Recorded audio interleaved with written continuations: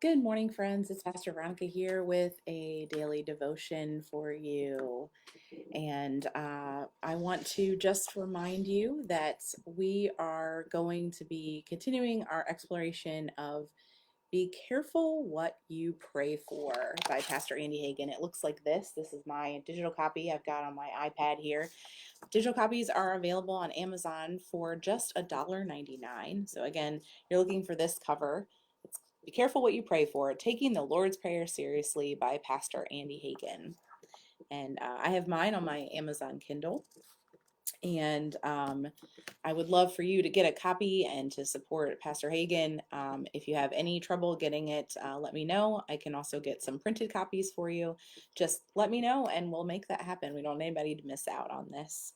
The really great thing is that even though each of these devotions kind of builds on it, they are also okay to do independently. So if you haven't joined us for any of our other devotions, that's okay too. You can still participate and get something out of it without having read the first two parts. Of course, I would hope that you would get yourself a copy so that you can take a look as well, and catch up on what we've already done. So we've looked at day 1 and day 2, and now we are continuing on to day 3, which starts with the very beginning of the Lord's Prayer. So here we go. Day 3, Our Father. Mine, a child yells as he snatches his toy back from a playmate. Possessiveness starts young in our culture, and it does not end in childhood, no matter how many times parents try to teach sharing. But how much do we adults like to share? We live in neighborhoods where each family has their own lawnmower, even though it would make more sense to share one between several families. We get upset when we drive the car and find out that the last driver changed our seat position and radio stations. We even feel uncomfortable when someone steps up too close to us to talk because they are entering into our space. Mine, we yell as we snatch back our toys. If each person inhabited their own little playroom, we'd be fine. But we have to live together, and this produces stress. Our solution in this culture is simple. This is mine, that is yours. If you leave mine alone and I leave yours alone, we will have no problem. It may seem funny, but think about it. Why do most families have so many televisions in their houses? So each person can watch what they want when they want to. No sharing, no conflicts. Unfortunately, there is a downside. No sharing, no community. We avoid the conflict by avoiding contact. And yet, in the very beginning, when God looks at Adam in his own little playroom paradise, he realizes it is not good for the man to be alone. I will make a companion who will help him. That comes from Genesis chapter 2, verse 18. Adam had everything but someone to share it with.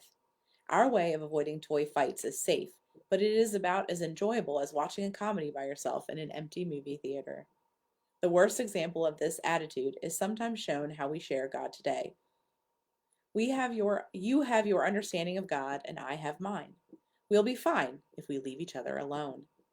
We talk of a personal relationship with Jesus in a way that makes it seem like a private relationship with him. Jesus forces us together when he begins his prayer, not with my Father, but with our Father. He knew that this would cause trouble. Perhaps he hoped that by making us say it again and again, we might begin to share God with each other. It was his dream for our selfish world. My prayer for all of them is that they will be one. John 17, verse 21. Well, that's the end of the reading for the devotion. And let's look at the questions for reflection. There are a lot of them for this section. So the first question is, what is a time sharing something brought you nothing but conflict? Hmm. Can you think of a time where you've shared something with someone where it's brought you nothing but conflict? I think sometimes sharing how we feel about things can cause conflict, but I'm not sure I can think of a time where I shared a physical object where it caused conflict. Maybe a little bit with my son Harry when he asked to share a popsicle with me and then he wants to eat the whole thing because he's not entirely sure of the concept of sharing. Maybe, because then he wants my whole popsicle and that's not fair. Now here's the next one. What was a time sharing brought you closer to someone? I can think of lots of times where sharing brings you closer to someone. Sharing hard work or sharing labors in your home. sharing conversation, sharing a cup of coffee.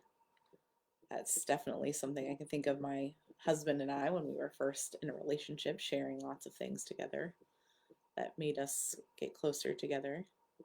Thinking about sharing a blanket with someone when it's cold, right? That's always a sweet kind of romantic one. So if you are watching right now, I'd love for you to share in the comment box your answers to the questions for reflection.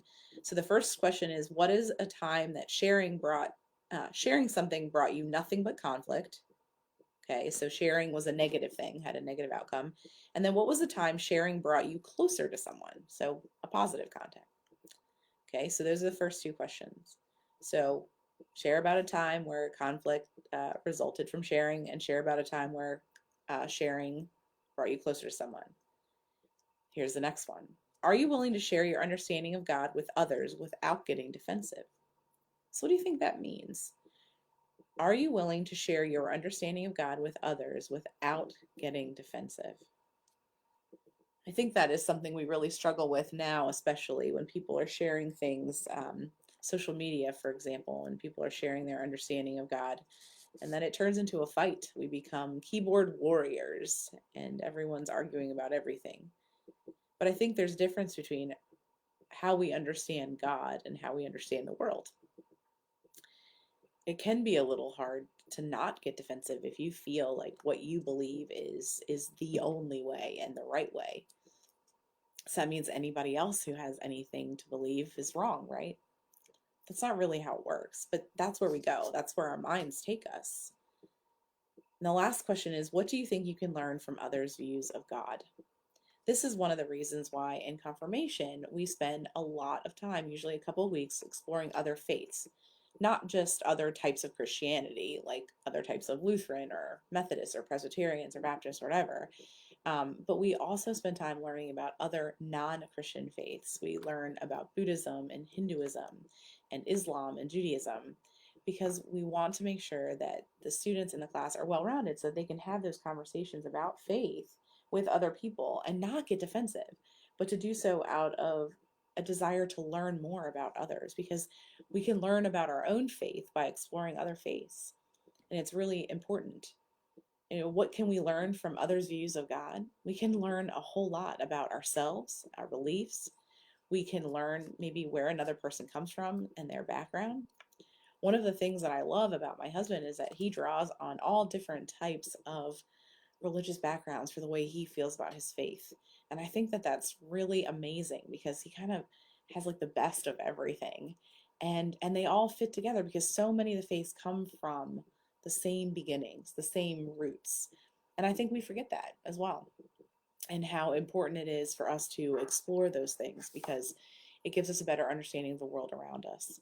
You know, many of us live in communities that are highly concentrated with Christians, particularly Christians that are like us. But the fact of the matter is that in general, we are in a mixed group in the world, and it's really important for us to understand where other people are coming from, and not just about others' views of God who believe in God, but I also think it's important to understand the views of people who don't believe in God and understand where they are coming from and why they believe the way they do, and to not get defensive because we need to be listening with open eyes and ears and hearts. And if we are already casting judgment on something, on someone's beliefs, then we aren't listening with open ears at all. So those are your 4 questions for consideration. I'll just say them one more time, and if you'd like to share them in the comments, I would love to hear your thoughts. So, what is a time sharing something brought you nothing but conflict? What was a time sharing brought you closer to someone? Are you willing to share your understanding of God with others without getting defensive? And what do you think you can learn from others' views of God? Those are some really, really intense questions for consideration and reflection, and I hope that you'll share them here in the comments. Of course, you can always email them to me, pastor@colleenemmanuel.com. You can leave them in the comments here. This devotion will play again later today at 6:45. So if you joined us late, you can start over again at 6:45 p.m. and leave your answers in the comments then as well. But I'd love to hear your thoughts on these and where you are thinking. The next session that we'll be doing is going to continue on that first line, Our Father, but is going to be talking about the second part, about that word Father. So be thinking about that first line, those first two words, Our Father, of the Lord's Prayer, and what it might mean and the types of things we might be considering. Next week's sessions will actually be doing day 4 and day 5 together because they're both connected. So I look forward to exploring that with you. Again, our new devotional series is Be Careful What You Pray For, Taking the Lord's Prayer Seriously, written by Pastor Andy Hagen. And if you don't remember, Pastor Andy Hagen was my internship supervisor when I was an intern in South Florida at Advent Lutheran Church in Boca Raton. Sorry for the coughing, folks. And so this is actually something he worked on when he was on a sabbatical, and I was fortunate enough to get to kind of get the first copies when they came out. They were still warm from the press, and then I got to be able to teach it to a group of folks who had never heard it before. And I love doing this devotional Bible study. It's really great for people of all ages and stages of life. And so I hope that you'll get yourself a copy. It's available on Amazon for $1.99.